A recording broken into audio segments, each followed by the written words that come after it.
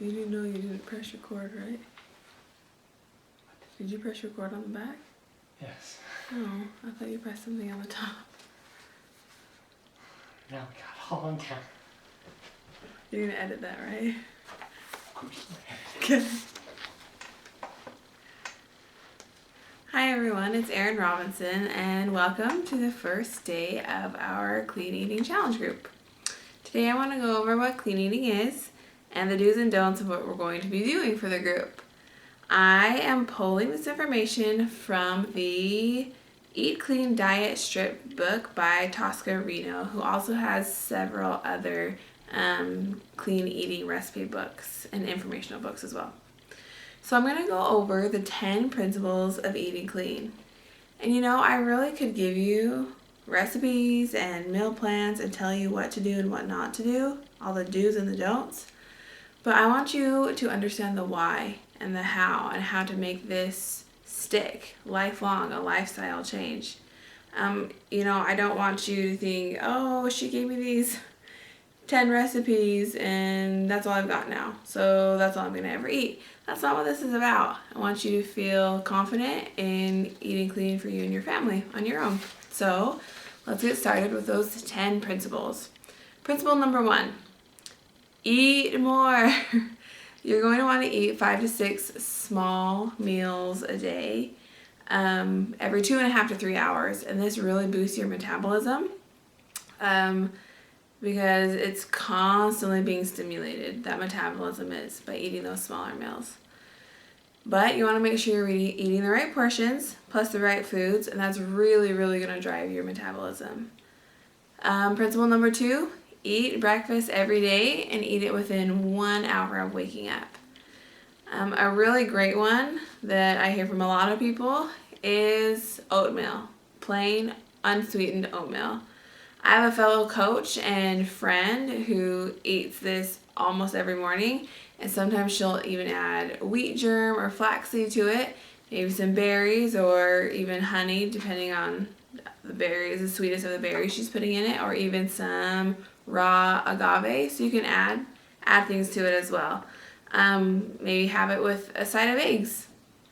You want something complex first thing in the morning that's really going to fill you up and last a little bit longer. Okay, principle number 3, make your last meal 3 hours before you go to bed. You want to give your body time to burn off the energy before you go to sleep. And this is a great time to teach you what true hunger is. If your stomach is growling, if you're irritable, or if you can't focus, you are hungry and you need to eat something, and that's okay. Eat something. I think a lot of times we mistake hunger for thirst. So one thing that I was taught a while back is the next time that you think you're hungry, grab a glass of water and drink that. Wait 10 to 15 minutes, and if you're still hungry, go ahead and eat a snack. A good one, especially late at night, is apple with peanut butter or with almond butter or just some nuts on the side, which leads us to principle number 4. Each of your small meals that you're eating during the day needs to contain a combination of lean protein and complex carbohydrates. So I gave the example of an apple and a nut butter. Your apple is your complex carb, and your nuts or your nut butter would be your protein.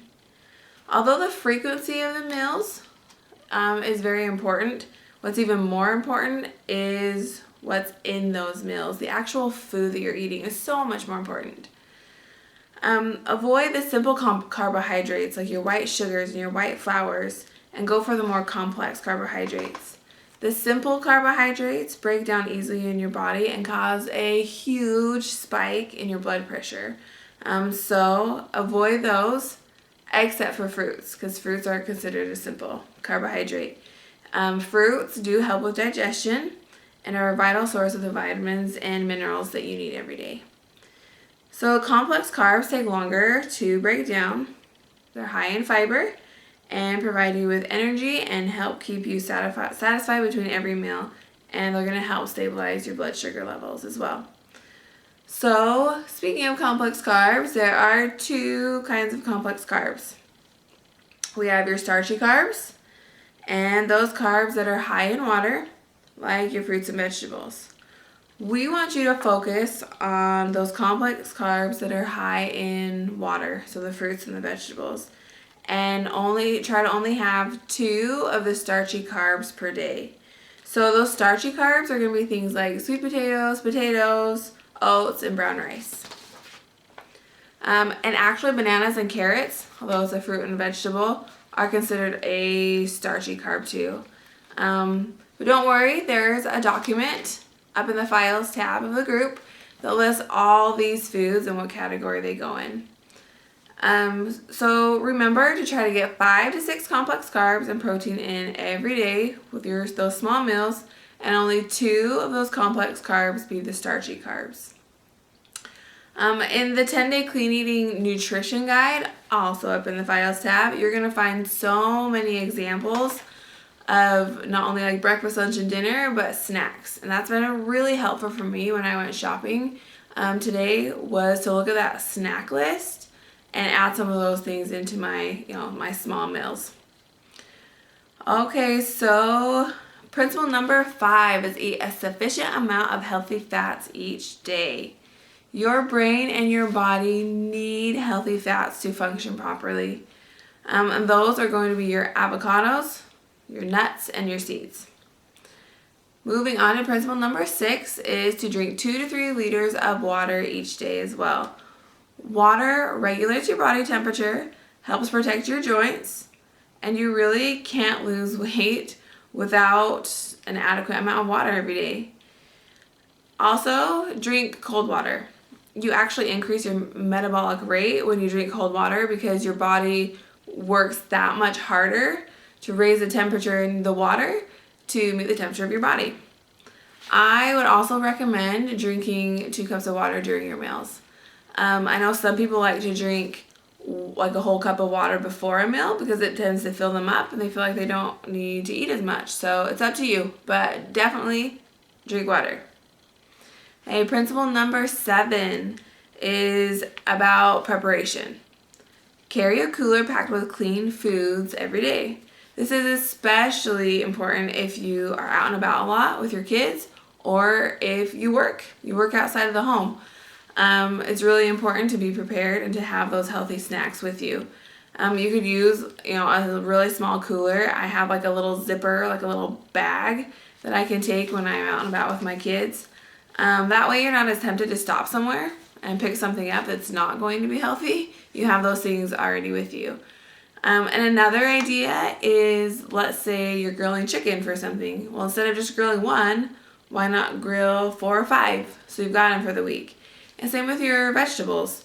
I like to chop a lot of them in one day and keep them in a baggie. That way you can just grab one and they're ready to go. It makes it so much easier to eat healthy on the go. So that's principle number 7. Let's move on to number 8. Depend on your fresh fruits and vegetables for your fiber, vitamins, nutrients, and enzymes. Yes, a lot of people want to eat clean to lose weight, but this is also about improving your overall health. And the best way to do that is by eating fresh fruits and vegetables. So focus on those fruits and vegetables. And when you're at the grocery store, shop the perimeter of the grocery store. That's where you're going to find your whole clean foods. So moving on to number 9 is to adhere to proper portion sizes. I hear this so often that, some people say, well, I eat really well, but it's the portion sizes I need to work on. Or, my husband eats that much, so sometimes I think that I need to eat that much. But you don't. Everybody is so different. You can't expect a petite little grandma and a really burly guy that's 6'5" to be eating the same portion sizes. Like, that just is not going to work for them. So instead of measuring your portion sizes by cups, half cups, or counting, it really is best to use the palm of your hand. So the protein that you'll eat at every meal is going to be the size of the palm of your hand. Your starchy complex carbs is whatever you can fit in a cupped hand. So just scoop it in and whatever fills that cup, that's going to be your starchy carbs. For your carbs that come from your fruits and vegetables, it's both hands cupped together. So 2 hands cupped full, that's your 1 serving of those carbs. And as far as your healthy fats, it's recommended a scant handful. So, you have your cup, it's not going to be full. It's going to be maybe halfway, whatever you consider scant. But you're not going to reach into those peanuts or those almonds and take a huge handful. It's not going to fill your whole hand. I know a lot of people say, 5 to 6 meals a day, like that's a lot. But you're not going to be eating huge meals every single time. They're small, portion controlled. And you are going to feel full. You definitely will. Okay, last but not least, principle number 10. Eat only foods that have not been overly processed or doused in chemicals, saturated and trans fats and or toxins. So I know I've eaten them before, the little bags of the 100 calorie snack bags with like the little cookies and whatever else comes in that, avoid those. Don't eat those. And we're not worried about counting calories. We're focusing on getting that nutrient-dense food into your diet, those whole foods. We want to focus on real food. So when you're looking at labels, the fewer number of ingredients, the better. And obviously, if it only has 1 ingredient, that's what you want to get. And another tip that I've learned and I try to use when I go shopping is if you can't read the ingredients on the back of that package, you probably shouldn't be putting it in your cart and taking it home to eat it. So keep that in mind as well. Like back to that 1 ingredient thing, grapes, oats, chicken. But even chicken and meats, I would highly suggest looking at the ingredient list because sometimes the meats have been injected with additives and sugars or other preservatives. So just, check the ingredient list. Get used to checking that list. Alrighty, so those are your 10 principles for eating clean. And again, that will be found in a document up in the Files tab, so go ahead and take a look at it out. I would suggest printing it. I know I'm going to print it and have it with me. Take it to the grocery store with you, whatever you need to do to kind of keep those principles in mind. I hope this video really helps and gives you a better idea of what clean eating is, and what to look for in foods, and what we're going to be doing throughout this challenge group. So I hope you learned something, and I hope you're having a great day 1. Bye.